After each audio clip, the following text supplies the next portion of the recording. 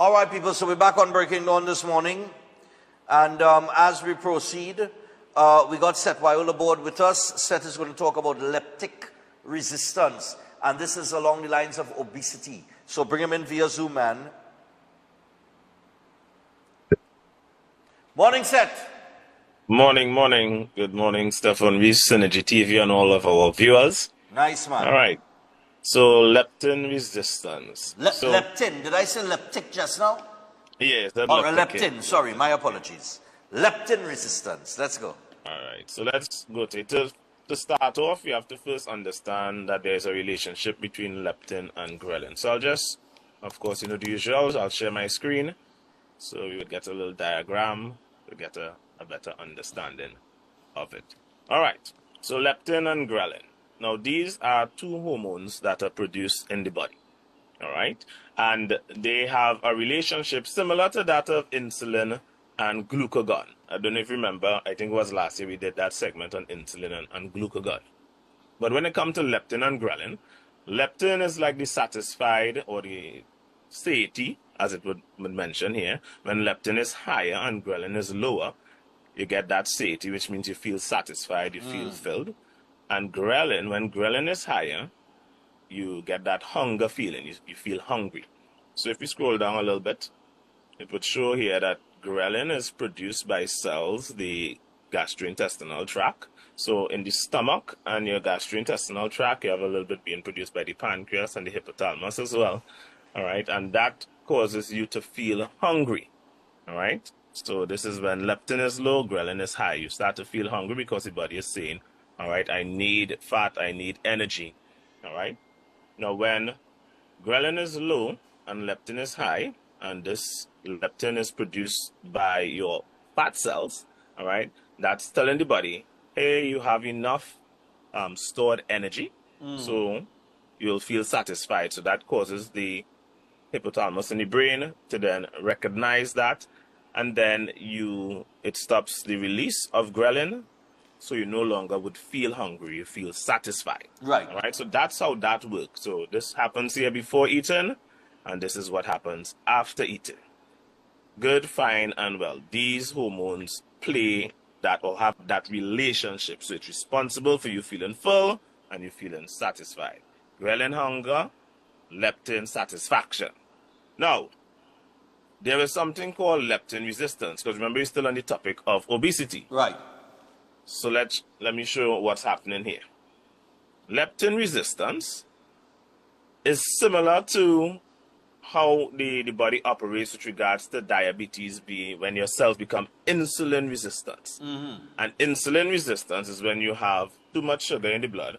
So the body is releasing a lot of insulin to transport the sugar from the blood into your cells, but there is too much. So then the cells start to resist the insulin because, hey, this is too much of sugar that we have been accepting. So similar to leptin, diabetes, leptin operates in a similar cycle. So look what happens here. So your fat cells produce the hormone leptin. The more fat, the more leptin is made. So the fatter somebody is, because leptin is produced by your fat cells and released by your fat cells. So the more fat you have, the more leptin is released into your system. Now, that might give the impression, okay, then a fat person shouldn't be feeling hungry. But that's not the case. So similar to diabetes, which is too much sugar in the system, that can cause insulin resistance. So what happens is, it says the hypothalamus in the brain here now, it overwhelms the brain, starts to ignore leptin signals, developing a resistance. So because now the person has too much fat, that causes too much leptin to be releasing the signal till your brain starts to ignore it. So here it is, the hormone that is being released to tell you that you are full and satisfied, that you have enough energy stores, that you don't need to consume anymore. You can rely on those stores for energy. In other words, don't eat, start to burn the energy. Right. Be active, right? Look what happened. It says the brain mistakenly registers low leptin levels and creates hunger, starting a cycle of obesity. So because there's too much leptin now in your system, your brain starts to ignore the leptin. So you're no longer feeling satisfied. And as the brain is ignoring the leptin, it starts to release more ghrelin. So your stomach releasing more ghrelin, the hypothalamus releasing more ghrelin, pancreas, the gastrointestinal tract releasing more ghrelin. So you start to feel hungry even more. Right. And then it says after eating high fat and carb meal, more leptin is produced to trigger the full feeling. But of course, the brain is overwhelmed. So now you have this cycle of continuous leptin release, continuous leptin resistance, and you're going to continue to feel hungry and keep eating and eating and eating. So this is a very, very downward spiral cycle that is taking place. So this is not good. So leptin resistance plays a key role with regards to obesity.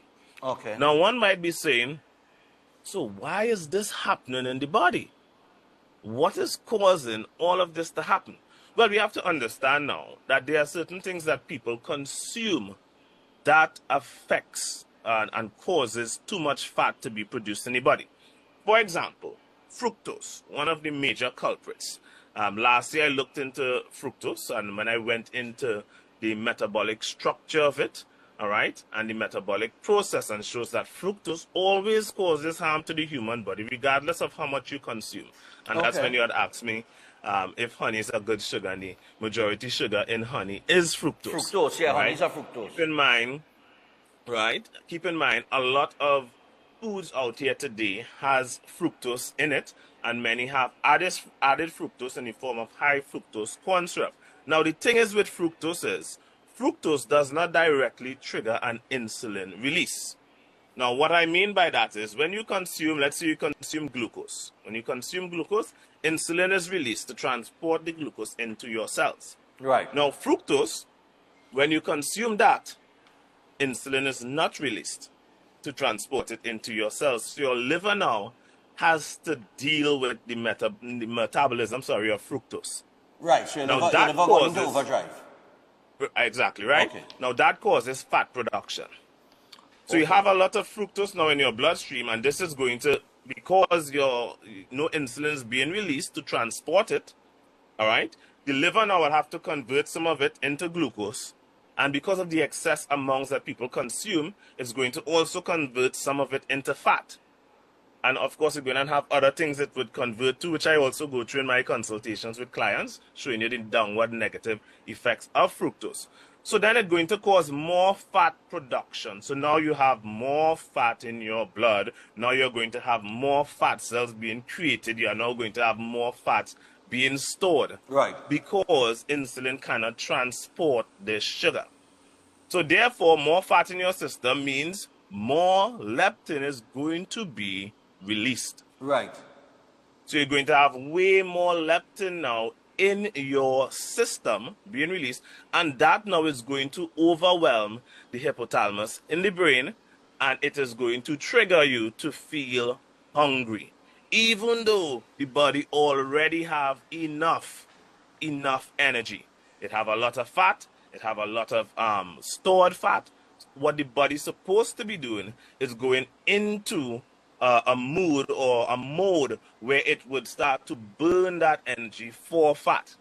Okay. So what people need to do and need to understand is that you need to be guided with regards to your nutrition so that you can avoid eating all of these sugars, avoid the fructose consumption in order to take control of your diet to reduce the amount of leptin that is overwhelming the hypothalamus. All right, leptin resistance is reversible. It is reversible. It's very much reversible. But it takes dedication. It takes commitment. And it takes guidance, because people have to be trained and have to practice and apply and have to be held accountable with regards to what they are consuming, or else they are not going to stick with it. All right, because you're going to have some periods where you're going to be feeling hungry, even though you shouldn't. Right. Even though you shouldn't. And if you leave it up to people in their own hands to handle their diet on their own, by themselves, not saying they can't do it, because there are few that can, but the vast majority, because of the fact that we have an obesity epidemic globally, shows that the vast majority cannot do this on their own. Right. They cannot. All right? And a lot of people might say, yes, I could. If you could, then do. right? Because I always tell people, I remember a guy came to me and he used to consumes a lot of coffee per day. And he said he drinks 8 cups of coffee a day. And he said, but he could stop at any time, right? He said he could stop at any time. So I simply said, well, stop. That was my response. Well, stop. And if you hear excuses, well, you know, I just bought a whole set. And my thing with people when it comes to that, if you say you could do it, don't tell me you could do it. Do it. I literally don't care. If you say you could do something, do it. Do it. And that's why I say people need to have or be in some kind of system or program, right, where they need to be guided so they could be held accountable and stick to dietary changes in order to facilitate their weight loss, because obesity is a killer. It's a killer. It's a big warning sign with regards to health, and people need to have their diet coached in order to get over it. It takes commitment. It is not something you are going to get over easily without being guided, because most people, and I could tell you 99% of people that come to me don't even understand sugar. Right? 99. In fact, I haven't encountered anybody that have done a consultation with me over the years understand it.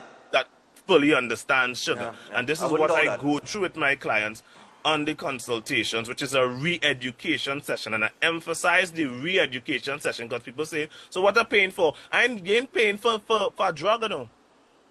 You are paying to be educated, and once you apply that knowledge that you have gained, because we constantly say knowledge is power, except when we have to apply it. Yeah. Right? Well, it depends. It depends in terms of the application and whether or not it's something that we have a particular bias towards. So if we bias towards something, we'll implement. If we're not, then we won't. That's how it is. Right? And that's why I give people truth, because to implement something, the more facts you have on it, the better it is for you, or the easier it is for you to implement, because you have more information on it. So this is why I re-educate people on sugar and proper nutrition, what we are designed to eat, what we are not designed to eat. That way you would have a better understanding of what you put into your mouth. So now, if you put something into your mouth and you know that this is not good for your health, right, that's on your conscience. You would have to either ignore your own moral values, right, your own conscience, and consume it. Right? Because now you are informed, so it makes it harder.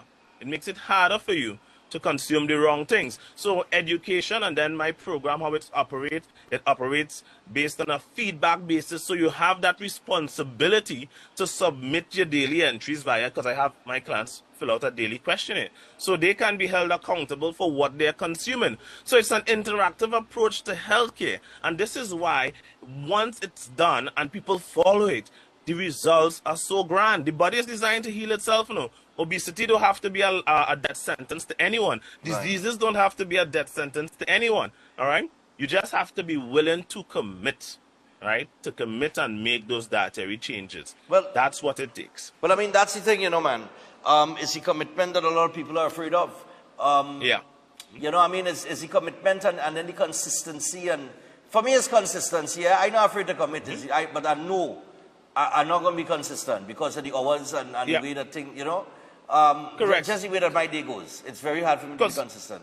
Look, last week I was doing my thing. I haven't done anything since Saturday. Because my brother went in was Saturday, I recovered Sunday, I was out on Monday. Well, I'm back at it today. So I'm going to start back today now. But to say like I'm consistent with it every day, and it does always have these little parts or these little particular you know, points where I just fall off and then I just pick back up.